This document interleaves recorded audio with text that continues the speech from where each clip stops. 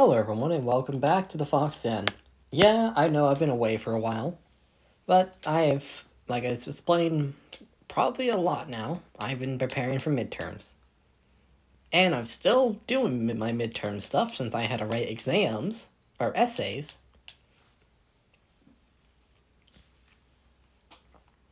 But I promised a video for you all.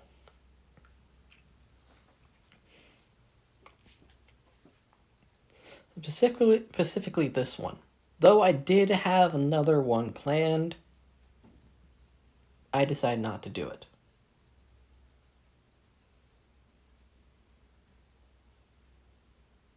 Anyways, let us continue. We will begin this story in a hospital. It's pitch black. All lights are out. And just a single cry can be heard throughout.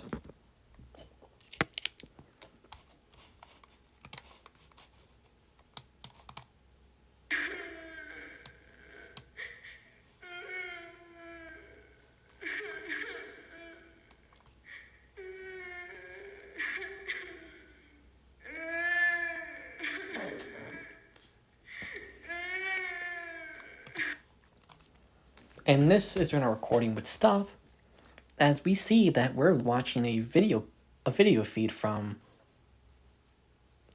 the office, Nezu's, the headmaster of UA's office, Nezu, as he would turn to point out to the other heroes, the heroes in adjourning and attending. Eraserhead, Endeavor, Miracle, or not Miracle, Miracle's not in this early, Midnight, I'll say, I won't put All Might in yet. I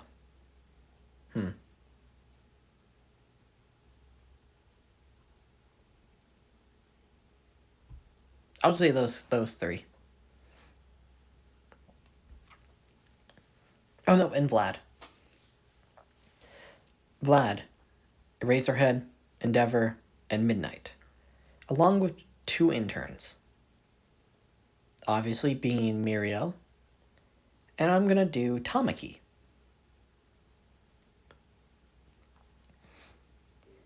Nezu will begin explaining the events that transpired at Mercy Hospital 2 weeks back, saying that an infection, a plague broke out, and that the patient 0 of this plague became something they don't know. It seems like, and as you would then pull up different screens about, they would see this woman with what looks to be torn up underwear, still concealed, it's still functional enough to act as underwear, as undergarments, but this woman is pale in complexion, deathly pale, with a whitish blonde hair, or blonde hair that's fading to white. But they noticed 2 definitely key features. Bright red, glowing ruby eyes, and her elongated claws.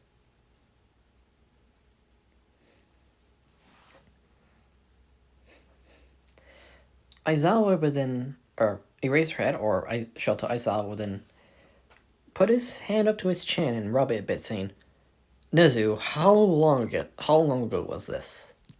As Nezu would point out that this recording was from a week ago. Aizawa would then interject with saying, I've heard this cry in the streets during my night patrols. It seems like whoever this is, or whatever this is out there,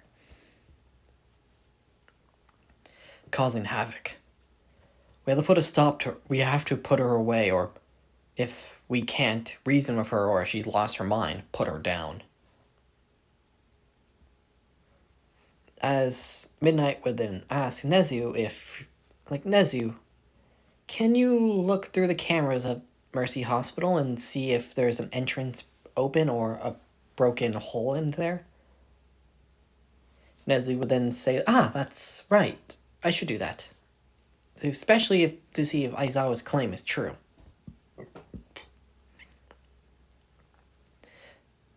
Vlad King would interject saying, but of course, Eraserhead has always been true in his mannerisms, but it's good to double-check facts.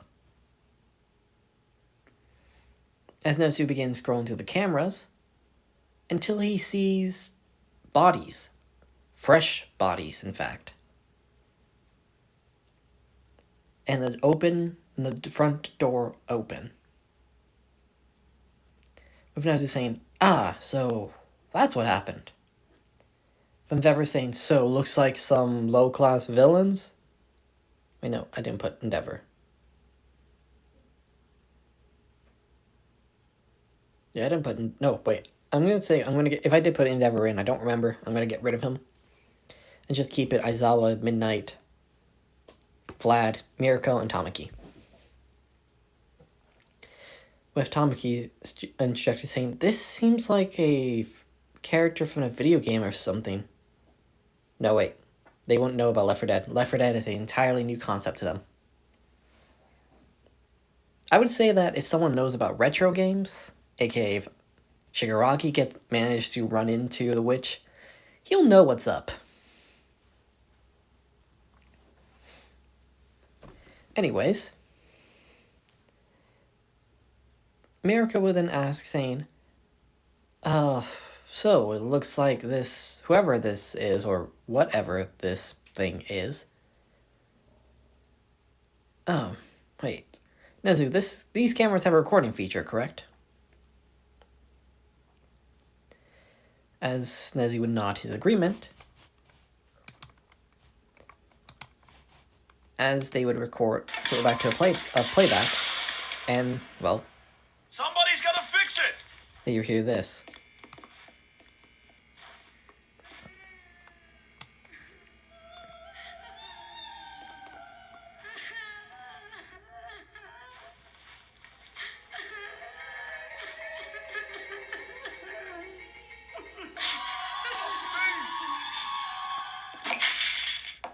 Please don't. No. Stay away from me! We don't talk! Out of the way! Out of the way, motherfucker! With Aizawa piping and saying, so looks like that gang that I've been hunting for a while is dead. Well, that's good. But also bad, because now that thing that killed them is out in the wild. With Nezu saying that is correct, but I say that we should keep this on the down low and only keep this information between us and Aizawa, Narumi, Togata, Tamaki. I want you four to go out at night to try to hunt this thing. Bring it in if it's sane, if it can reason. If not, as Nezu would then from his desk pull out something, a case, and hands it to Aizawa. Use this and take care of it. This is going to cut over to, in the middle of Tokyo in Akihabara. In Tokyo, in the middle of Akihabara. In the middle of the night. A couple heroes off duty are now wandering about heading home. As they would hear this in an alleyway nearby.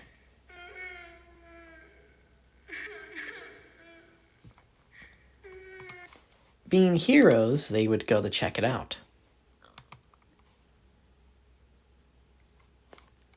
But once they get closer to what they presume to be a woman that looks like on the ground, her hands would slowly lift up, and they would hear, as they get closer, Her hands will start slowly lifting from her face.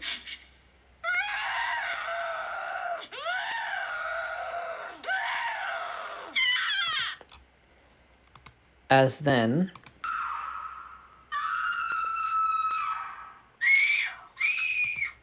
she begins screeching, screaming, and charging after the hero that looked at her first.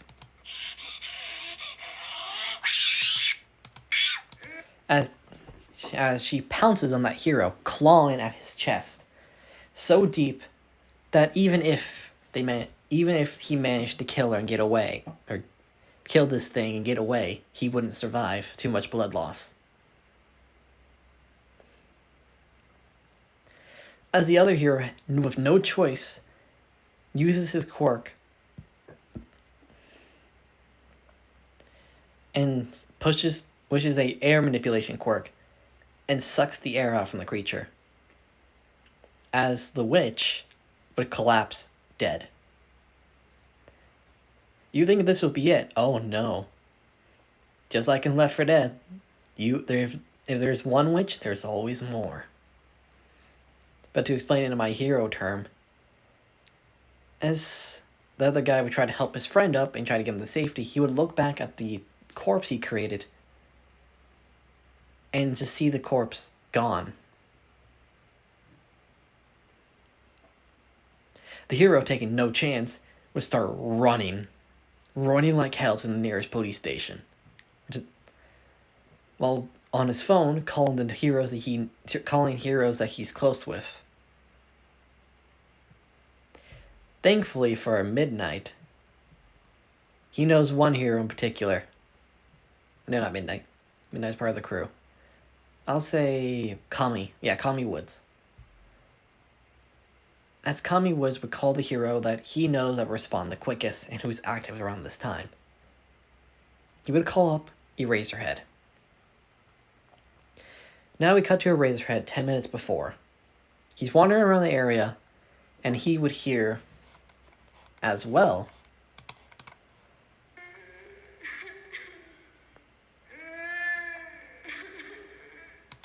but as he tries to search for it, he hears nothing. He sees nothing, but he does hear the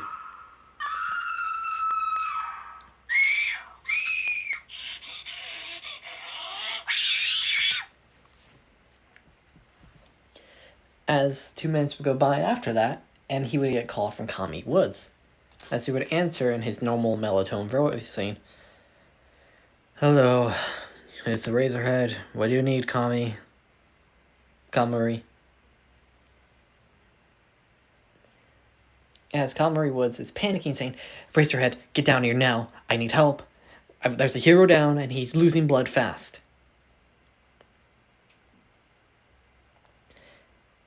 As I was asking, "Where are you? Where are you? I'll be there as quick as I can." As he says, "Akihabara near the Sunset Cafe. We're taking refuge in there."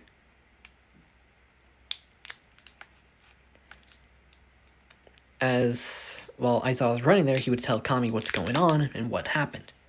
Kami, to the best of his ability, would try to explain something. He's heard a cry from a damsel, as he and his friend went to go check on her, see if everything was right. All they saw before his friend was striked was red eyes. But when Kami got closer, he saw a womanly figure, but the biggest thing he could tell apart was her red eyes and claws. So the wind part, the wind manipulation quirk part, let's just say that the wind manipulation is actually Kami's quirk, is replaced with Kami's wood quirk, and he just put a piece of wood right through her heart. There we go, that explains it better. Aizawa, then realizing, "Oh shit, I know what's happening," would tell Kami to keep calm, he'll be there as soon as he can. 5 minutes would go by as Aizawa would finally arrive at the cafe and get in. Seeing Kami's friend, another hero, which I'll say who was the air manipulation quirk and helped Kami kill the witch who was attacking him by sucking the air out from her lungs. As he's, well, dead, no pulse, with Kami saying, "You were late," they raise her head. "I don't think he would have survived anyways. Take a look at his wounds." The racer would go over and see that the wound, he can see directly to the spine, not to the spine, to the rib cage. That's how much flesh was ripped. As I would say, Jesus Christ, who did this? What did this? With Kamari Wood saying, "The devil. A witch." If Aizawa was saying, "We have to contact Nezu. We found it." It's like, with Kami saying, "I don't think that's necessary. We killed it." With Aizawa saying, "Really? You did, huh?" That's when they hear a noise coming from the upstairs part of this cafe.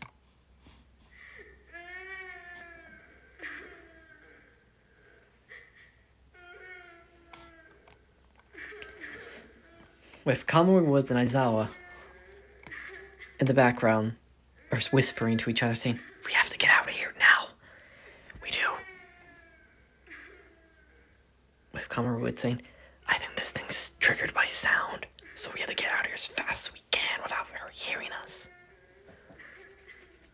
Aizawa then responds with a whispered, "Agreed. Let's go." As they begin slowly making their way out of the building until they can no longer hear, till the witch's cry becomes nothing but a silent whisper. The next day, they return back to that cafe and the crying is not there. In fact, no blood either when the cafe workers appeared. Even the cafe owners reported of not hearing anything. This is when the two would find things weird, but go to report it to Nezu anyways. But as the journey through UA, they take some shortcuts going through alleyways. But when they go to a pitch black alleyway, however,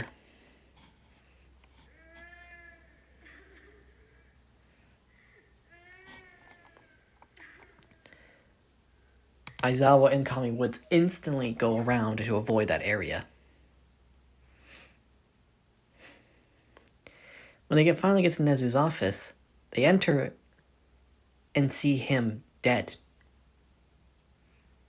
Blood everywhere. Nezu's on the ground with his guts missing. With his house saying, "Jesus Christ, what the hell happened here?" With Kami Woods saying, "The witch is what happened. We have to tell them. We have to tell everyone to be wary of that cry. And that they hear it, stay far away." As I was saying, agreed. We have to alert all the heroes about this at least. Now we cut to the villain's base with Shigaraki hearing about this serial killer going around, and the serial killer who even managed to kill the principal of UA. With Shigaraki laughing, saying, "We have to get this person in our team." As Shigaraki would then hear the notice of Aizawa saying that we have to tell everyone to be wary of those cries, that crying sound. Shigaraki say, like, "Kurogiri, I want you to find that crying sound. Find a location where that crying sound's happening and get me to it." But Kurogiri says there's no need, sir, because they hear the crying sound in the bar. Shigaraki instantly tenses, even though he knows that he can possibly recruit this person, and goes look for the source of this sound. But just like all the others before him, as Shigaraki gets closer,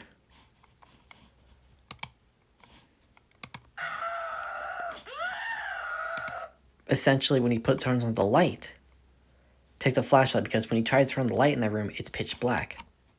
So he takes a flashlight and points it at the direction when he sees the red eyes.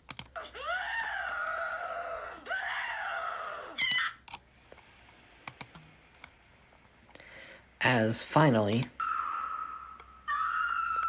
the witch starts charging at Shigaraki before lunging at him. Before her attack can land, she's teleported away. No, I say, before her attack can land, Kurogiri puts a portal in front of her and closes it straight away as soon as her torso enters, killing her instantly. Shigaraki gets up and is panicking.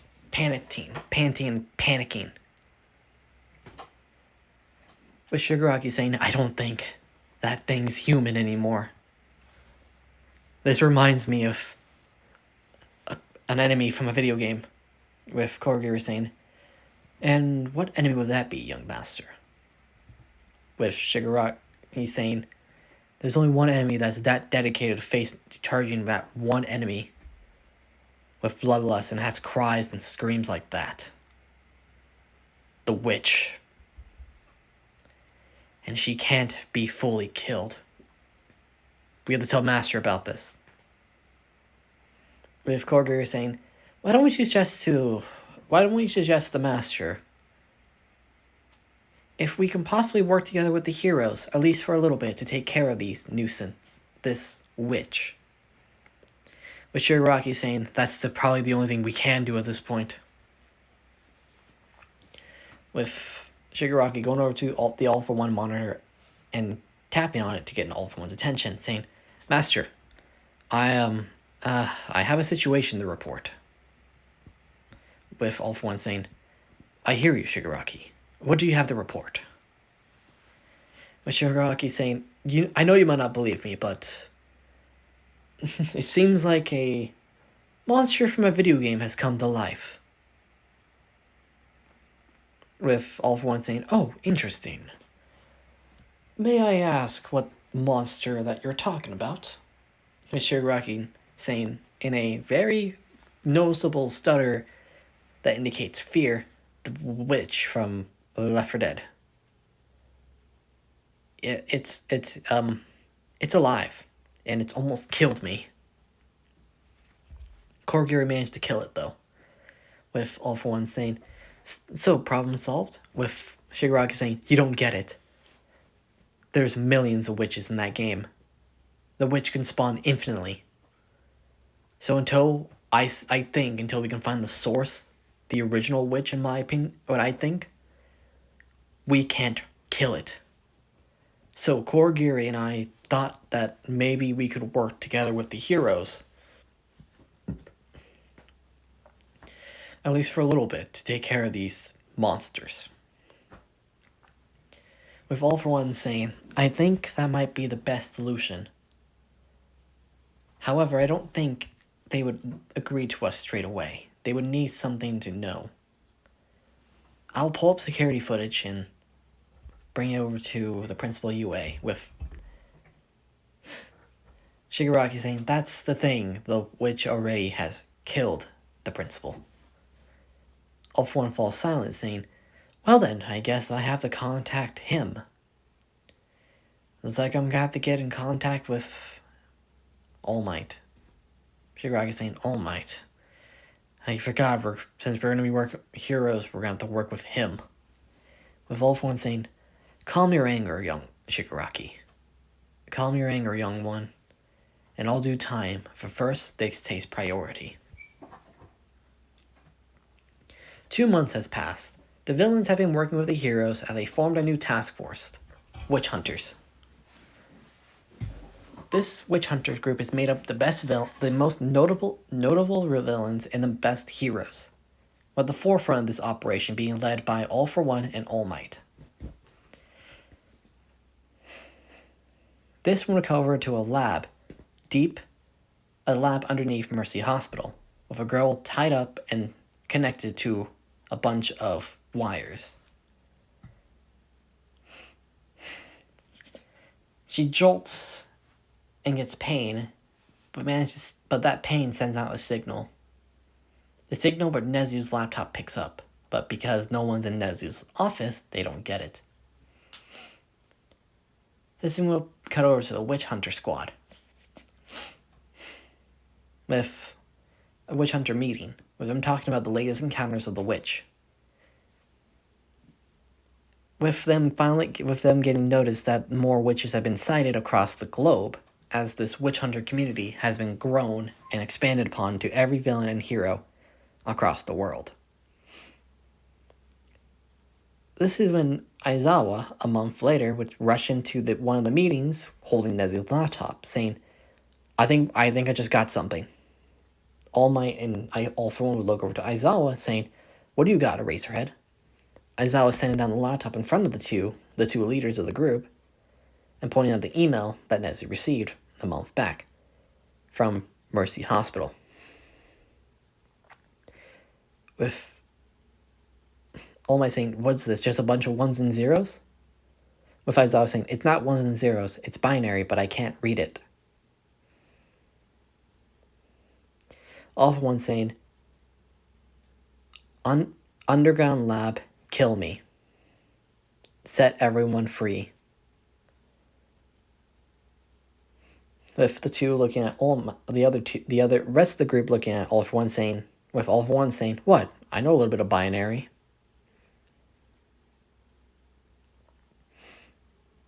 The others would shrug and begin packing their things, saying, looks like we got a hit on the location. About an hour later, they would arrive at Mercy Hospital with the entire crew. Where they would hit here, the entire area is infested with the witches. They hear like 10 different cries, just on the first floor alone. Who knows how many are in the secret lab is what All For One said. So, the villains, equipped with their flamethrowers, because we all know that flames and some heroes equipped with chainsaws, and Lady Nagant is there in the background ready to snipe any witch that gets too close to a certain hero or villain. Endeavor is there ready to throw flame at these witches, and Mirko, she has a shotgun because she knows that if she tries to use her legs, she's just going to get grabbed. If she tries to kick one of them, she's just going to get grabbed and pinned and, scratched and mauled to death. So they prepare with Aizawa throwing a flashbang into the room, startling all the witches as they hear them all scream and run towards the door, presumably towards Aizawa, as that's when the entire group opens fire. The villains with their flamethrowers and flame quirks, Endeavor with his flame walls, Mirko with his shotgun, and I'll say this for fun, All Might with a minigun, and All For One with Gatling guns. A Gatling gun quirk that turns his arms into Gatling guns.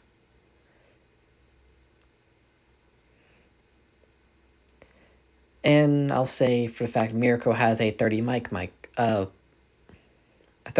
grenade launcher. Not the handheld, the actual... the M203. There we go. The M203 rotary grenade launcher. As they begin opening fire. Eventually they hear nothing. They begin going in and searching. They would have someone from the Hero Course that year who could help sense these sounds.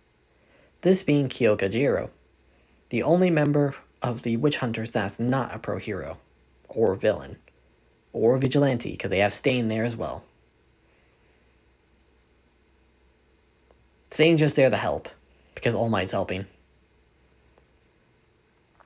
Shiro would connect her ear jack to the wall, and tell the heroes and villains that there are 5 more located on each floor of this hospital, but she also senses she also doesn't sense anything on the floor below. With Aizawa cutting saying that must be the secret floor. He would ask Jiro if she can sense the weakest point of the surrounding, as she would walk over to the middle of the room and point down. And she said, I heard gears in this direction.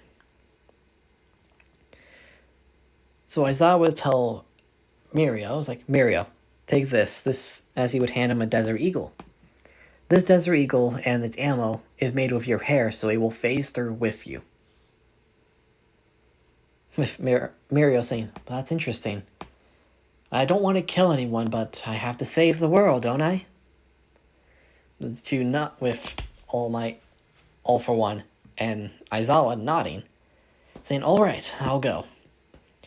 Meanwhile, Aizawa would say, while you're down there, just in case, we'll also be finding a way to get down there. As the rest of the crew would nod as they go out do their jobs. We'll come over to Mirio, who's down on down in the basement, as we would see test tubes of these witches, and he would find these central wires and start following them.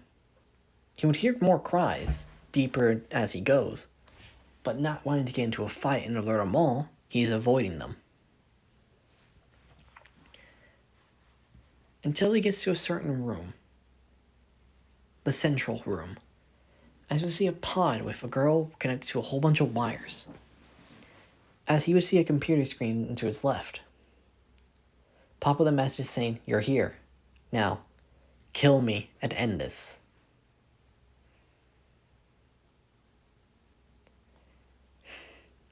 As Mirio didn't point his gun to him, to her, the girl in this chair, and simply say, I'm sorry.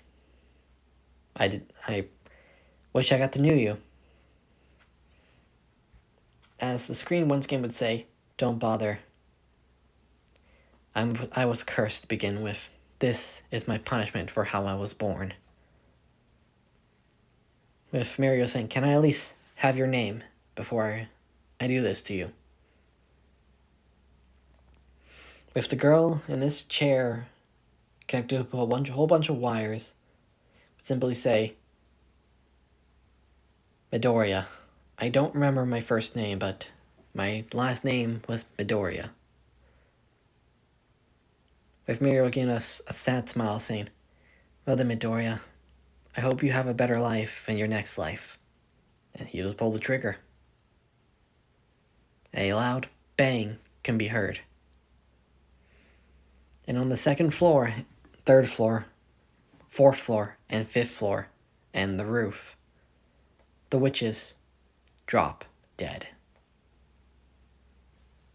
And that's it for the Halloween special.